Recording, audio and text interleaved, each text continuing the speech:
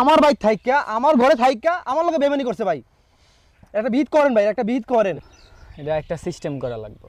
এনে ওই ফ্যাক্টরি দিছে না, ভাই ওর তো ফ্যাক্টরি না, ফ্যাক্টরি সব আমার ছিল ভাই। ও তো মানে আত্মসাৎ করে লেখা লেগে গেছে ভাই। ওই তো হ্যাঁ। ওই ফ্যাক্টরির মালামালগুলো কে কিনে? ফ্যাক্টরি মালক কারা কিনে? আশেপাশে আমাদের এই 3-4টা গ্রাম যা আছে সব ওরাই কিনে। এই এমনি ইয়ে করতে হবে। ওটা কি করতে চাচ্ছেন? এটা কি সিস্টেমটা কি? আপনার জায়গা সম্পত্তি না নিলে কার জায়গা সম্পত্তি নেব? ভাই আমি তো ওরে সহজ সরল মনে করে এই সাহসটা সুযোগটা দিছিলাম, আমার ঘরে থাকতে দিছিলাম ভাই। এই যে এখন মনে করেন যে আমরা এই গ্রামের যারা আছি এরা যদি ওর ফ্যাক্টরি এখান থেকে না কিনে, তাইলে ওই কার কাছে বিক্রি করব? আমরা যদি ওর ফ্যাক্টরি থেকে মালামালগুলো না কিনি, এটির মনে করেন আস্তে আস্তে মেয়াদ শেষ হয়ে যাব, এরপরে পচতে শুরু করব, তখন এবার আর ইয়ে করতে পারবো না।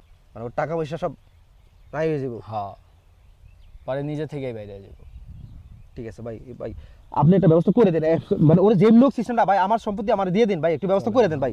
দেখি চলেন ভাই।